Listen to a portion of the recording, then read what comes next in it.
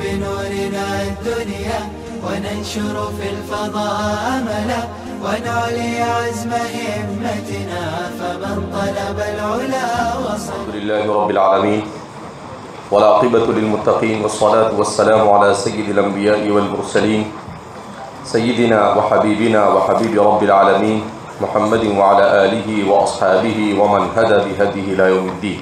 باب التناوب في العلم، یہ باب علم کے حصول کے لیے باری لگانے کے بیان میں.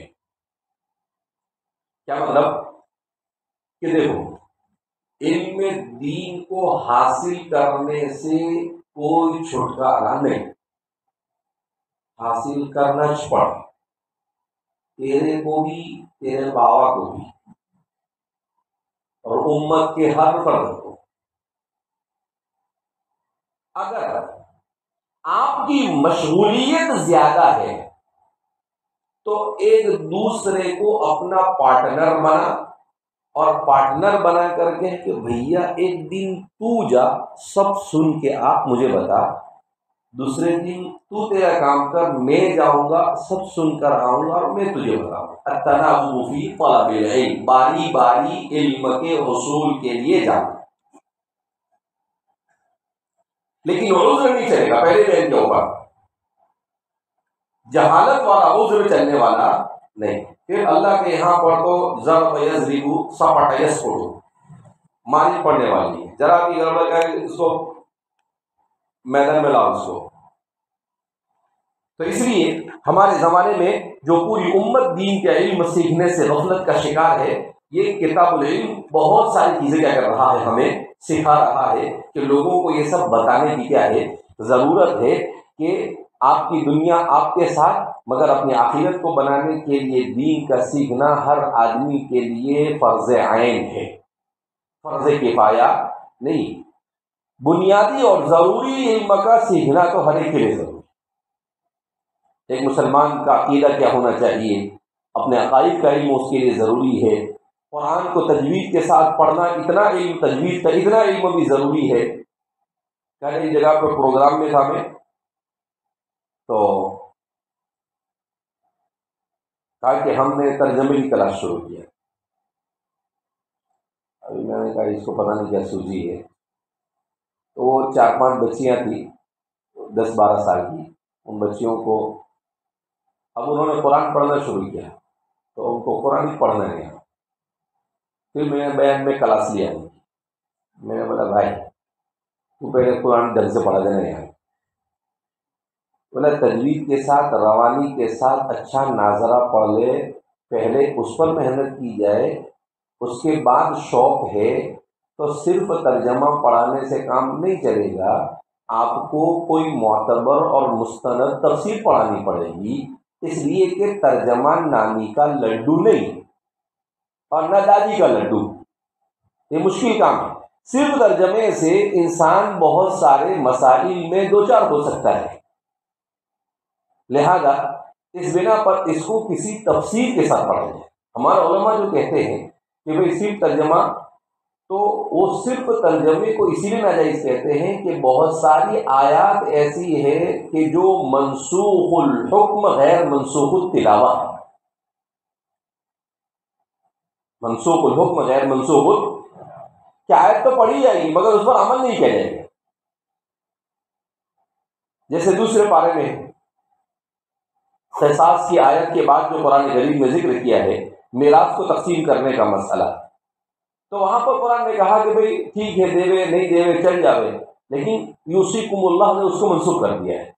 اب یہاں پر آدمی پڑھے گا تو بولے گا اچھا یہ مسئلہ ہم نے کہا پتہ چلا، نہیں یہ مسئلہ نہیں ہے. تو جب تفسیر پڑھے گا تو مفسر اس کی وضاحت کرے گا کہ بھائی اس کا حکم ہی. اس لیے یہ جماعت اسلامی والے اور جتنے بھی تنظیم والے دوسرے ہیں، یہ لوگ کیا کہتے ہیں کہ یہ مولوی لوگوں کو قرآن کے ساتھ جوڑنے کا بھاری پڑتا ہے، اس لیے کہتے ہیں کہ ترجمہ ناجائز ہے. اللہ اس لیے ناجائز ہے کہ بعد میں لوچا مارتا ہے، کہیں بھی کچھ بھی الٹا سلٹا سمجھے گا. لہذا اس بنا پر قرآن کریم، پھر میں نے ان کو کہا کہ بھائی بہت زیادہ شوق ہے ترجمے کا تو مختصر پڑھنا ہے تو شیخ الاسلام فقیہ الاصل حضرت مولانا تقی عثمانی صاحب کی تفسیر پڑھ لیا کر، تفسیر کے ساتھ پڑھنا ہے تو حضرت مفتی شفیع صاحب کی پڑھ لیا کر، لیکن اس کے بغیر آپ صرف ترجمے کے ذریعے سے کام چلا سکتے. لیکن میں نے کہا پہلے قرآن تجوید سے پڑھنا سیکھا، اس کے بعد آگے کا کام. پورے 2 پارے ہو گئے، میں بولا یہ 2 پارے پہلے تجوید سے 2 پارے پڑھنا سکھا تھا اس کو، کیونکہ جو سمجھ میں آتا لوگ کام کرنا کیا کرتے تھے، شروع کر دیتے ہیں. نیکی کا کام اچھی نیت کے ساتھ ہونا یہ کافی نہیں، اچھی نیت سے اور صحیح ڈھنگ سے ہونا بھی ضروری ہے. نیت اچھی ہو، کام اچھا ہو، اس کے ساتھ ڈھنگ کا صحیح ہونا بھی ضروری ہے. بے ڈھنگ کا کچھ بھی اٹھا کر شروع پڑ جانے گا نہیں. ابھی آخری 2-4 مہینے تم کو یہی سب بتانے والے ہیں کہ بھائی یہ امت کے اندر میں جاؤ تو لوچے مت ماریو، کچھ بھی اڑام تڑام کہیں بھی کچھ بھی کرنا کیا کر دے رہے، شروع کر دے رہے. وہ کہتے ہیں نا کہ ایک آدمی کو انڈا بنانا نہیں آتا، انڈا، اب وہ یوٹیوب پہ گیا، بولے انڈا کیسے بناتے، تو اس نے بولا کہ انڈا کیسے بناتے، بولے گیس کھولنے کا، اوپن گیس. تو وہ کیا پائپ نکال کے گیس کھول دیا اس نے. اس کے بعد بولے کہ اس پر توے پہ وہ رکھنے کا، تو ایسا کر کے اس کو الٹا رکھ دیا. بنایا ہوگا، لیکن کہنے کا مطلب یہ ہے کہ یہ آن لائن سیکھنے سے یہ نقصان ہوتا ہے، وہ بتا رہا تھا وہ. پھر اس کے بعد اس کو بولا کہ پھوڑنے کا، تو یوں کر کے کیا کرے، وہ پھوڑ کے اس کو اندر پھینکے، اور وہ اس کا جو اوپر کا سفید آتا ہے کیا بولتے اس کو، کھولا جو ہوتا ہے نا، اس کو ڈالنا ہے، اور وہ جو اندر میں کا جو ملیدہ ہے اس کو کچرا پیٹی میں ڈالنا ہے. تو کہا کہ یہ آن لائن جو سیکھتا ہے نا وہ ایسے لوچے مارتا ہے. تو جب چھوٹی چھوٹی چیز کے اندر میں انسان لوچے مار سکتا ہے تو دین کے معاملے میں تو لوچا نہیں ابو لوچا ہو جائے گا. بہرحال تو فرماتے ہیں باب التناوب فی العلم وبه قال حدثنا ابو اليماني قال اخبرنا شعيب عن الزهري قال وقال ابن وهب اخبرنا يونس عن ابن شهاب عن عبيد الله بن عبد الله بن ابي ثور عن عبد الله بن عباس عن عمر رضي الله عنه وعنهم اجمعين قال كنت انا وجار لي من الانصار في بني اميه بن زيد وهي من عوالي المدینہ، مدینہ کے مشرق کی طرف کا جو حصہ تھا اس کو عوالی مدینہ کہا جاتا تھا.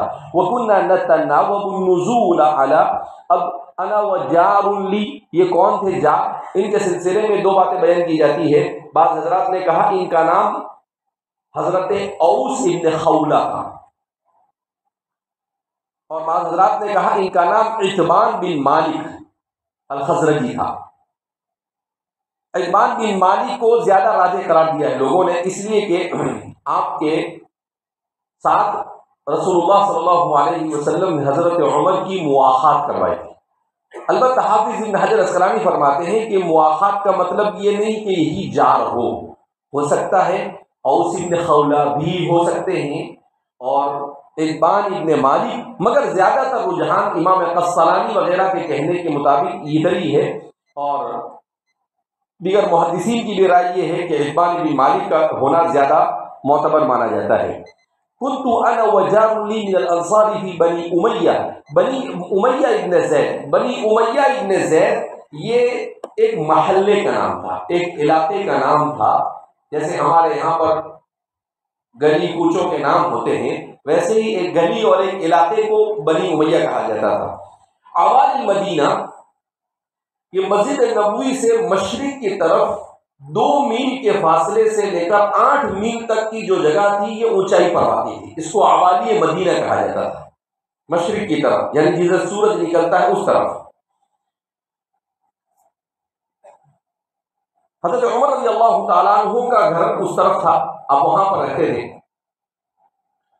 تو فرماتے ہیں کہ میں اور میرا پڑوسی، چاہے حضرت عتبان بن مالک ہو چاہے حضرت اوس بن خولہ ہو، من الانصار، تو كنا نتناوب النزول على رسول اللہ صلی اللہ علیہ وسلم، ہم باری باری رسول اللہ صلی اللہ علیہ وسلم کی خدمت میں علم حاصل کرنے کے لیے حاضر ہوا کرتے تھے. ایک دن میں آتا تھا، ایک دن وہ آتا تھا، اس طریقے سے، مگر کوتاہی نہیں کی، برابر علم پورا کیا حاصل کیا، اسی لیے بعد میں چل کر آپ نے خلافت کا حق کیا کر دیا، ادا کر دیا۔ جب آپ کے پاس علم اتنی محنت سے آپ نے جب حاصل کیا تب جا کر وَكُنَّا نَتَنَاوَبُ النُّزُولَ عَلَى رَسُولِ اللَّهِ صلی اللہ علیہ وسلم يَنزِلُ يَوْمًا وَأَنزِلُ يَوْمًا، ایک دن وہ تشریف لاتے تھے اور ایک دن میں پہنچ جایا کرتا تھا۔ وَإِذَا نَزَلْتُ جِئْتُهُ بِخَبَرِ ذَلِكَ الْيَوْمِ مِنَ الْوَحْيِ وَغَيْرِهِ، جس دن میں آتا تھا تو میں اس دن جو کچھ وحی اور جو احادیث اللہ کے رسول صلی اللہ علیہ وسلم نے بیان کی ہوتی وہ میں انہیں لا کر بیان کر دیتا کہ بھائی آج صبح سے شام تک یہ آیت نازل ہوئی، حضور نے یہ فرمایا، میں ان کو سب رات میں کیا کر دیتا، بتا دیتا۔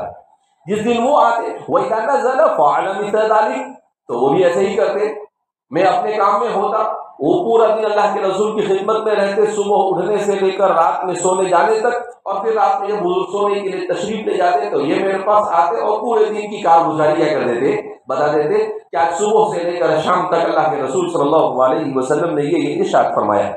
فنزل صاحب الانصاری یوم نوبته فضرب بابی ضربا شدیدا فقال اتم هو ففزعت فخرجت إليه فقال قد حدث أمر عظيم، قال فدخلت على حفصة فإذا هي تبكي فقلت أطلقكن رسول الله صلى الله عليه وسلم؟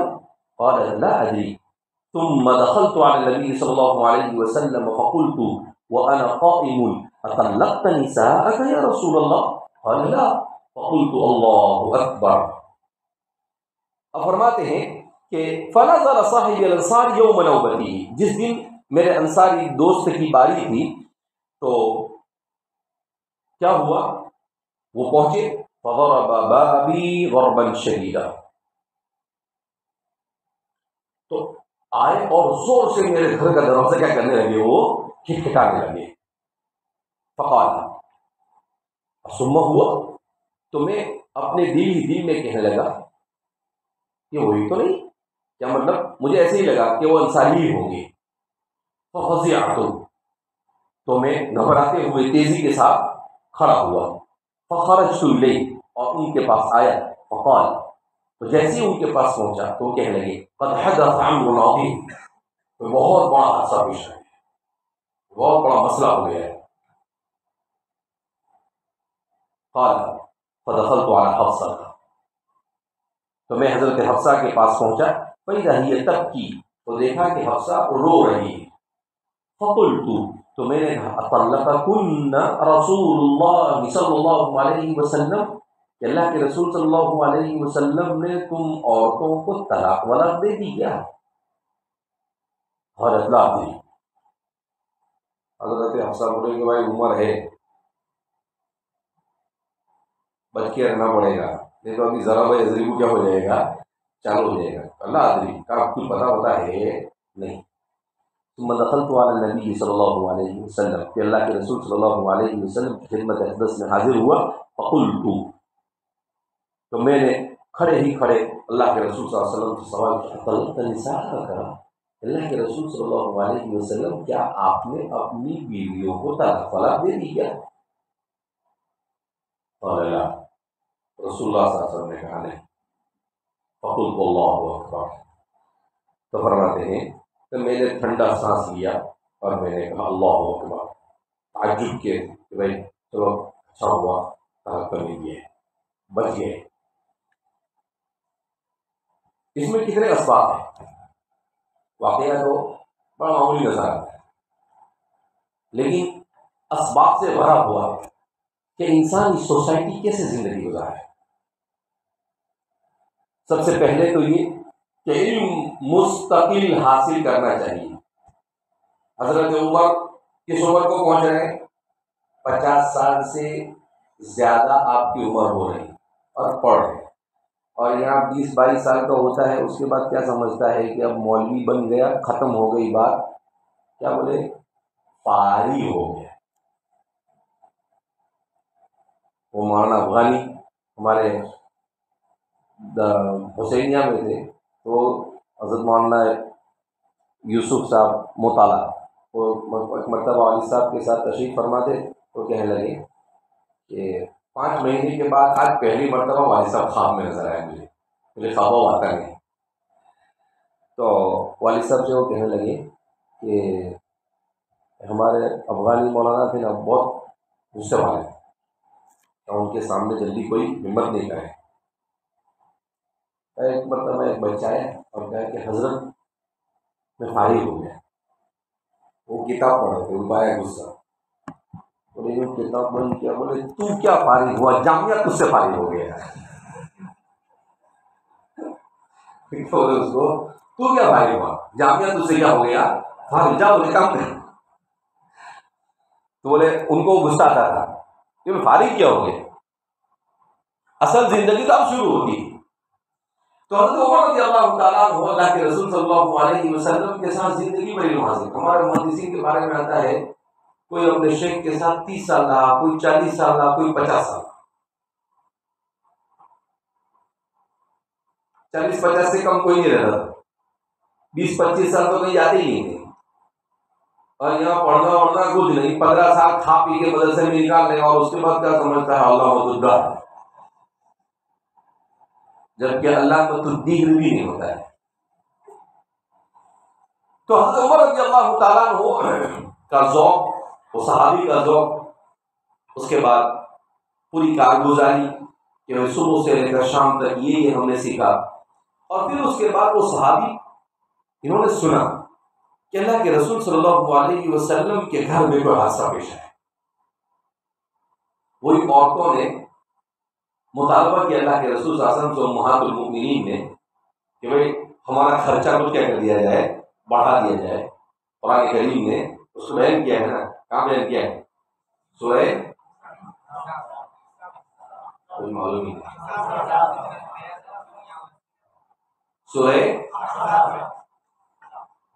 سورہ احزاب میں. تو اللہ کے رسول صلی اللہ علیہ وسلم کو غصہ ہے. آپ صلی اللہ علیہ وسلم بہت دنوں تک ان کے پاس گئے نہیں، ناراض ہو گئے. تو یہ صحابی کو پتہ چلا کہ آپ صلی اللہ علیہ وسلم اپنی بیویوں سے کیا ہے، ناراض ہے. اتنا پتہ چلا، آج کچھ معلوم تھا نہیں. تو کتنے ذہین صحابی ہے، وہ حضرت عبداللہ بن مسعود برابر فرماتے تھے انہم اللہ کے رسول کی صحبت کے لیے کچھ چنا گیا. انہوں نے کچھ کہا نہیں، کہا حضرت عامر بن عاصم کچھ بڑا مسئلہ ہوا ہے بھائی. کیا ہوا میرے کو نہیں معلوم، کیونکہ پکا معلوم تھا نہیں کہ وہ طلاق دی ہے یا نہیں دی ہے، لیکن حضور کا ناراض ہونا بھی تو امر عظیم ہے. تو اس نے کہا کہ کچھ ہوا ہے بڑا، لیکن کیا ہوا وہ معلوم نہیں. عمر بھی ذہین، ان کو ایسا نہیں پکڑا بولنا کیا ہوا نہیں. اب فوراً آئے اور سیدھے کہا کہ اپنی بیٹی کے پاس، حفصہ کے پاس. تو دیکھا کہ حفصہ رو رہی ہے. تو تم نے کہا دال میں کالا ہے کچھ بھی، کہا یہ عورتوں کا کچھ کانڈ لگتا ہے. آپ نے کیا ہے کہ حضور نے اپنی بیوی کو طلاق دے دیا. اللہ جی، حفصہ نے کہا مجھے معلوم نہیں ہے، حضور ناراض ہے. وہ بھی بولا نہیں ناراض ہے، کیونکہ ناراض ہے بولا تبھی مار پڑ چالو رہے گا نا، حاضری کچھ پتا ہوتا نہیں. تو حضرت عمر اور بھی چین ہو گئی کیا ہوا. پھر اس کو کہتے راجا اکم مینا بھائی پتہ ہوئی صحابہ کیسے عمل کر رہے ہیں، اس کے اوپر سنی سنائی باتوں کے اوپر بالکل توجہ نہیں، پوری بات کی تہ تک پہنچ رہے ہیں. اس کے بعد اللہ کے رسول صلی اللہ علیہ وسلم کی خدمت میں حاضر ہوتے ہیں، اور حاضر ہو کر بیٹھتے بھی نہیں ہیں، کہتے میں نے کھڑے کھڑے سوال کر دیا. حضرت نثار یا رسول اللہ کے رسول صلی اللہ علیہ وسلم کیا آپ نے اپنی بیوی کو طلاق تو نہیں دے دیا؟ آپ صلی اللہ علیہ وسلم نے بھی تفصیل میں لا ناراضگی کا بھی اظہار کر دیا، اور آپ یہ طلاق تو نہیں دیا لیکن ہے کچھ ہوا. تو اللہ اکبر، کہا کہ چلو بھائی طلاق نہیں ہوئی ہے، اتنا تو پکا ہو گیا. دیکھو جس واقعے کا تعلق جس شخص سے ہے اس شخص تک پہنچنے تک کے کوئی فیصلہ نہیں کرے. اس شخص تک پہنچنے تک اللہ کے رسول سے اس کا تعلق تھا، تو خود رسول اللہ صلی اللہ علیہ وسلم تک پہنچنے تک کوئی فیصلہ نہیں کر رہے، تحقیق کر رہے ہیں. اذا جاءکم من نبأ فتبینوا، پوری طرح چھان بین کر لو. اور پھر اس کے بعد جب اللہ کے رسول صلی اللہ علیہ وسلم نے لا کہا تو پھر اس کے بعد آگے تفصیل بھی نہیں پوچھا کیا ہوا کیا نہیں ہوا. بعض روایتوں میں تفصیل بیان کی گئی ہے لیکن بات کرو تو اس کو کہتے ہیں کہ اصل چیز تو بتانا چاہ رہے تھے صرف تناول، لیکن اس سے زیادہ ہمارے زمانے کا مسئلہ یہاں پر جو حل ہو رہا ہے کہ علم مستقل آدمی کو حاصل کرنا چاہیے، اور دوسرے نمبر پر یہ کہ انسان کو کسی بھی بات کو تحقیق کے بغیر آگے بڑھانا نہیں چاہیے، نہ واٹس ایپ کی دنیا میں اور نہ سوشل میڈیا کی دنیا میں۔ ہمارے یہاں تو کچھ کیا ہے، تحقیق کیا نہیں کیا، فارورڈ کرنا شروع کر دیتا ہے جیسے بہت بڑا کارے سواب کر رہا ہے۔ تو یہ کچھ لوگوں کو تو فارورڈ کی بیماری ہوتی ہے، مرض الفارورڈ، کہ اٹھے بیٹھے ایسے لوگ جو ہوتے ہیں میرے اٹھا کے ان کو بلاک میں ڈال دیتا ہے، مطلب یہ فرصت کا اور بڑی فرصت میں کچھ بھی اٹھا کے بھیجتے ہی رہتے۔ آدمی اپنا کام کرے کہ یہ دھندے کرتے بیٹھے، موبائل لے کے وہ بیٹھا رہے، یعنی خود تو ریکامہ ہے، دوسروں کو بھی ریکامہ سمجھتا ہے۔ تو اس لیے آدمی کو اپنا وقت بھی ضائع نہیں کرنا چاہیے، اور کبھی بھی کوئی بھی بات پہنچے، کہا کہ صاحب معاملہ سے براہ راست معلوم کیے بغیر آدمی نہ فیصلہ کرے اور نہ اس بات کو آگے بڑھانے کی کیا کرے، کوشش کرے، تو معاشرہ تناؤ سے محفوظ رہتا ہے، معاشرہ سوء ظن سے، بدظنی سے محفوظ ہوتا ہے، معاشرہ بہت ساری بیماریوں سے کیا ہوتا ہے، محفوظ رہتا ہے۔